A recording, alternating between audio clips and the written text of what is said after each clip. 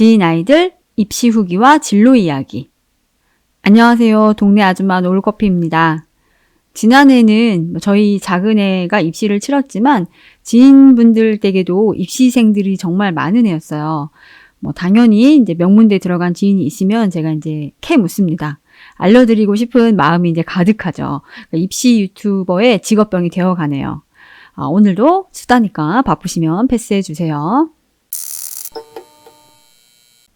우선 연대 공대에 정시로 간 지인 아들, 공부를 어떻게 했는지 떠든다고 허락을 받았습니다.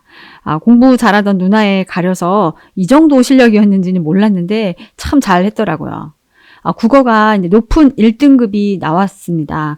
그러니까 이거 어떻게 이게 가능한 건지 제가 많이 물었는데, 상대적으로 국어를 못하는 아들 둘을 키우면서 제일 관심이 가더라고요. 그러니까 이 친구가 국어는 그 2012년도부터인가? 그러니까 최근 10년이 넘는 기간에 모든 기출을 다 풀었고, 그걸 하루에 또 영역별로 15문제씩 나눠서 풀었다고 합니다. 사설 모의고사는 거의 풀지 않았고, 기출 위주로 꼼꼼하게 공부하면서 반복했다고 해요. 그러니까 무작정 풀기보다 하루에 그 풀량을 적정하게 정하고 딱 그것만 집중해서 분석했던 것 같아요. 그리고 과탐 2과목 모두 만점을 받았더라고요. 그러니까 고3 현역이었는데 참 대단합니다. 게다가 이제 과탐 공부를 고3에 올라가서 시작했다고 합니다. 2과목 모두 M사 사설 인강을 들어가면서 공부했고요. 그러니까 인강 선생님들 컬이 그대로 따라갔다고 해요. 그러니까 저희 애들도 과탐은 다 이런 식이어서 이해가 갔죠. 그러니까 아쉽게 수학을 조금 못 봤다고 하네요. 그런데 국어 공부법도 이게 사실 익숙한 방법이에요. 그러니까 작은 애 국어 공부법은 달랐지만 저희 큰 애는 기출 공부를 가장 많이 했어요. 많이 푸는 사설 모의고사는 한두 개는 풀고 대부분의 시간은 기출을 반복했었어요. 그러니까 본인이 기출이 정말 중요하다고 늘 말해왔고요. 그러니까 두 경우를 보면서 다시 한번 기출 분석, 기출 반복의 중요성을 실감했습니다. 그러니까 작은 애도 사실 기출을 풀긴 풀었지만 너무 적게 풀었고, 인강 조금, 사설 모의고사 조금, 이거저거 둘러보기만 했던 것 같아요. 그러니까 조금 더 풀렸으면 어땠을까 하고 아쉬움이 많이 남았어요. 그리고 근처 영재고를 간 그 중등의 전교권 절친이 서울대 공대에 갔어요. 그건 그리 놀랍지는 않은데요. 그러니까 저희 아파트의 같은 동에 3층 아들이 이제 수도권 의대에 갔고 9층에 따님이 카이스트를 갔네요. 역시 모두 작은 애 중학교 동창이면서 다른 고등학교를 나온 친구들이에요. 공부 잘하기가 참 어려운데 주변에 보면 또 어쩜 이렇게 많은지 엘리베이터 안에서 축하 인사를 했지 뭐예요. 의대에 간 친구는 근처 고등학교의 전교 1등인데 내신이 이제 1.1대라고 합니다. 아무리 일반고라고 해도 그 서울 학군지 근처라서 친구들도 학원은 골라서 다니고 다들 열심히 할 텐데 내신을 나눠 먹지를 않았더라고요. 그런데요, 가장 놀라운 게 이 친구는 중등 때 잘하는 친구인 건 맞는데 완전 전교권은 아니었어요. 그때 시험이 이제 아무리 어려워도 평균 99점을 넘기는 정말 극상위권 친구들이 몇 있었는데 그럴 때에 그 이름이 늘 빠져있던 친구거든요. 그런데 이제 고등에 가서는 정말 실력이 나오더라고요. 그러니까 중등 때 주요 과목 위주로 깊이 있게 공부했던 친구는 고등에 이렇게 빛을 봅니다. 그러니까 고등에서는 첫 시험부터 입시라고 늘 말해왔다고 하는데 자신의 실력을 제대로 발휘할 때라고 생각을 한 것 같아요. 그러니까 중등의 기타 과목 때문에 주목받지 못했던 친구들은 너무 고등학교를 두려워만 하지 마시고 기대하셔도 좋습니다. 그리고 카이스트에 간 아이는 얼마나 당찬지 볼 때마다 막 에너지가 뿜어져 나왔어요. 일반고에서 카이스트에 가려면 내신이 정말 좋아야 하는데요.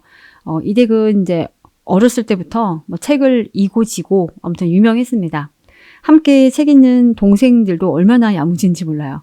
비결을 물어도 별 말씀은 없으시고 수학, 과학, 내신을 열심히 챙겨서 가능했던 것 같다고만 하시네요. 다른 과목도 좋았겠지만 특히 수, 과학 성적은 카이스트에서 주요 평가 요소인 것 같습니다. 이 친구들을 보면 공부법이 참 다양하지만 본인과 맞는 법을 찾고 거기에 맞춰서 열심히 생활하면 되는 것 같다 하는 생각이 들어요. 그런데 이렇게 다 원하는 대로만 가는 건 아니죠. 지인댁 사정들을 굳이 떠들 수는 없는데 제가 느끼는 건 열심히 노력을 해도 잘 안 될 수도 있다는 거예요.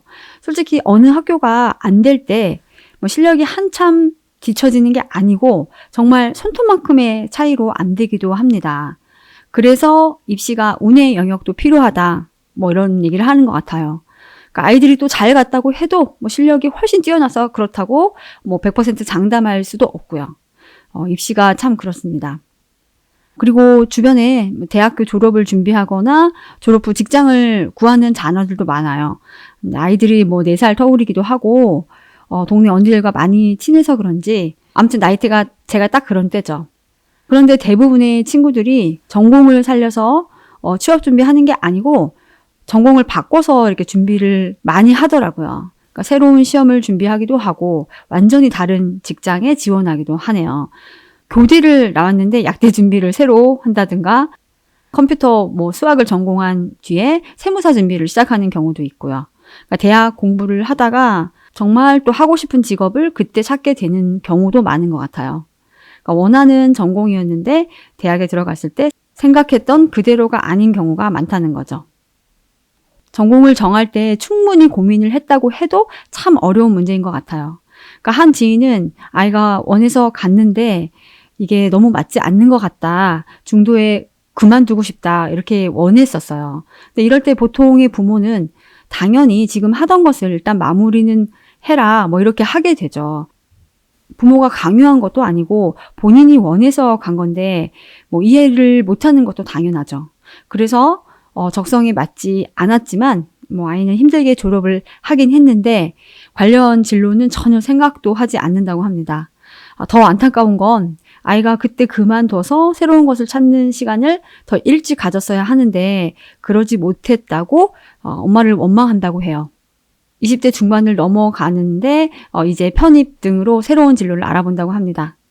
분명히 그때는 최선을 다해서 고민을 하고 결정을 했을 텐데 인생이 참 이게 마음대로만 흘러가지는 않는 것 같아요. 최근 만난 여러 지인들 얘기로 생각을 해보면요. 엄마라는 자리가 참 보람되지만 정말 어려운 자리구나 생각이 듭니다. 아이들의 공부도 잘 챙겨야 하고 진로도 같이 고민해봐야 하니까요.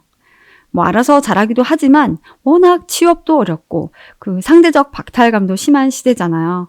그러니까 만족이 되는 학교와 직업이라는 게 일치하는 것도 아니고 그러니까 우리는 더 열심히 공부하고 대화하면서 함께 고민해 줄 수 있으면 좋을 것 같습니다. 그리고 아이가 자라면서 더 느끼게 되는 건 주어진 어떤 결과에 정말 감사하고 겸손해야 하는 것 같아요. 아이가 잘 들어갔다고 다 잘 되는 것도 아니고 어떻게 될지 모르는 게 아이 육아라는 생각이 듭니다. 못했다가도 잘하기도 하고 잘했다가도 못하게 될 수도 있기 때문에 더 그렇고요.